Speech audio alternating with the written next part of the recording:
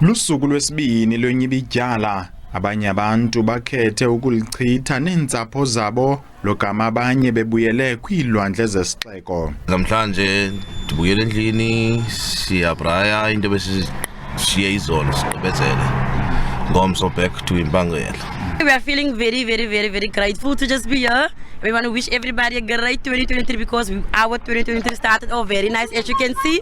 Osomashishini nabo bancumile. Inkxaso inkulu esifumanayo kwabantu kodwa siyayiqonda nento yoba nje because of i-COVID ne abantu bayaza bazile belwandle abantu bazosixhasa. Uyathenga inkunzi hambe ezi-200 uyathenga nokuthenga ndikhalaza ukuthenga bathengela abantu uyathenga into ndifuna ugqoka kuqala uthenga bathenga abantu.